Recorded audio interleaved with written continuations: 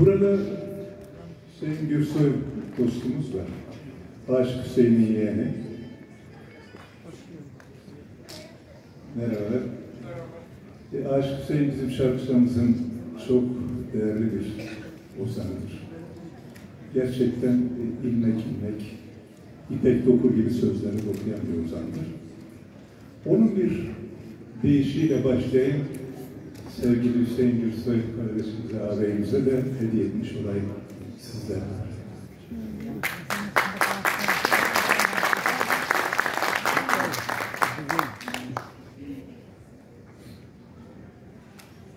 Ahir bu dert beni sine götürür.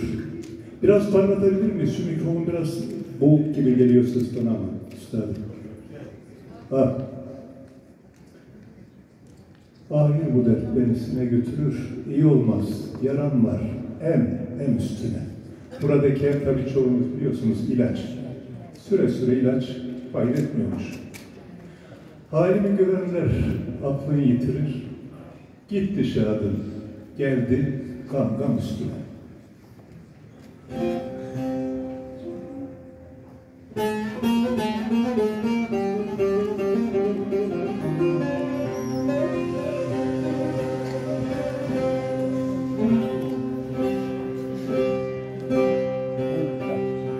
Çok kuru bir sesi ya.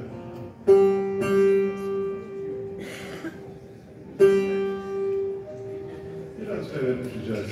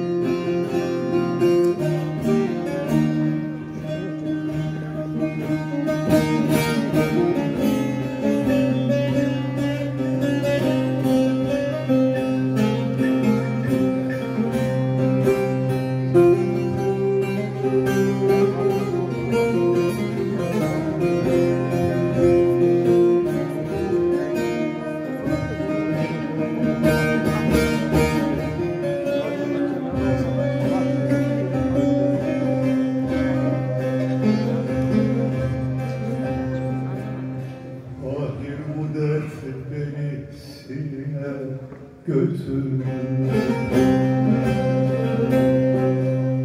Ahir bu dert beni sine götürür. İyi olmaz yaram var emem üstüne. Halimi görenler aklım yitirir. Gitti şadım geldi gam üstüne. Dost Ali dost beni dost.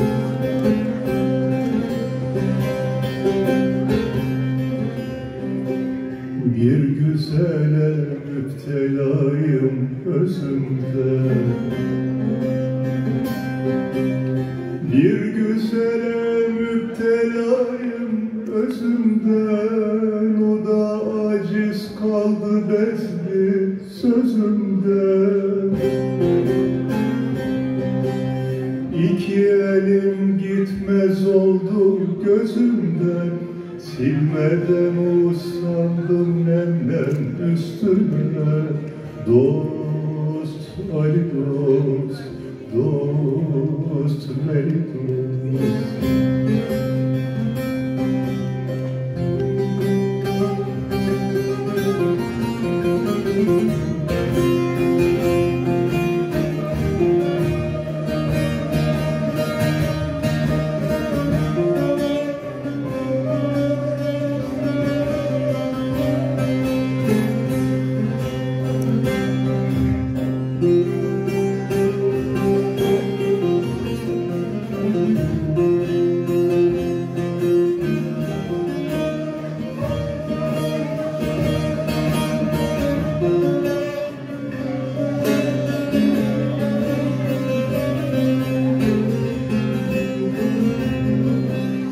Güzellerde da gitti gitti, naz kaldı.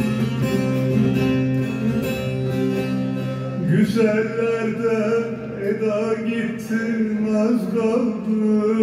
Yandı yürek, kebap oldu, köz kaldı. Zamanede haldan gelen az kaldı. Dahi doğmaktadırken üstüne. Dost Ali dost, dost Veli dost. Hüseyin'im eydür zamane geldi. Hüseyin'im eydür zamane kendir. Ahir şerre vardı, bu nasıl dendir?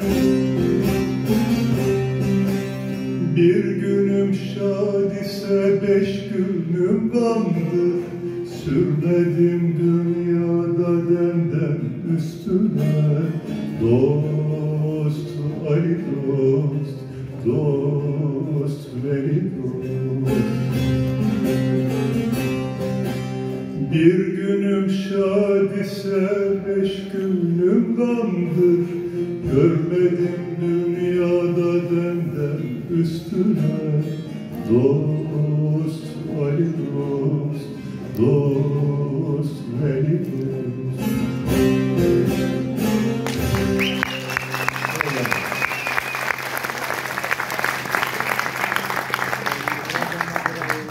Değerli dostlar, Tokatlı Gedai vardır. Evet. Önce koşma tarzı falan şiirler yazar ama sonra İstanbul'a gider.